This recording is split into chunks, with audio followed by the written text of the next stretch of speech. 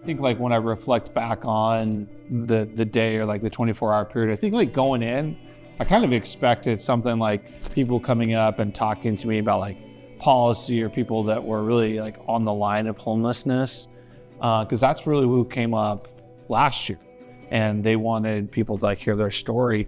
And what's interesting this year, like it didn't start out that way. There was a lot of young people, a lot of people in that 19 to 24 window.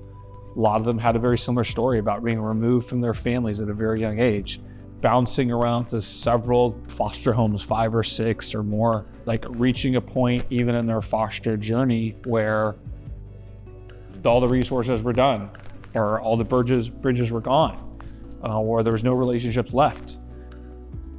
I honestly would have been an attempt. My dad ended up saying, "Look, if it comes to it, I've got a tent.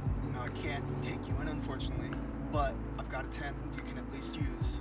And I spent 6 months actually at community care, and I was just kind of there, kind of in limbo, doing what I could do.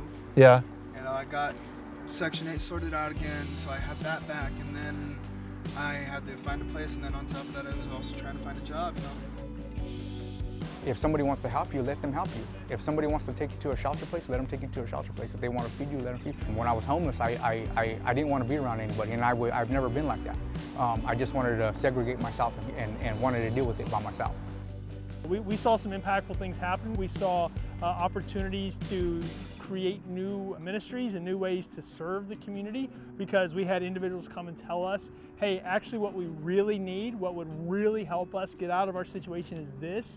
And then the community came around that. We were able to create new opportunities to serve them. This is not something that's just going to fade away, that the homelessness is not going to go away, but we can make changes now that are going to help generations to come. And that's what intrigues me, because me being in Martin Park, Matt being at the mission, people are going to leave the mission to go over to the community.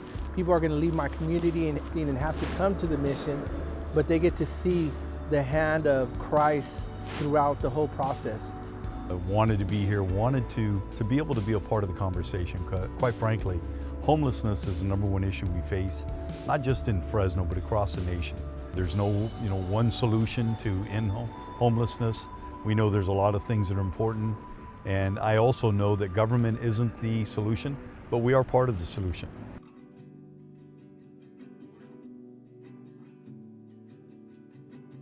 My hope is that you won't be able to go on social media. You won't be able to see a local news station that day. You won't be able to look at a newspaper in the country without this conversation on a bench happening. And I think that is going to happen.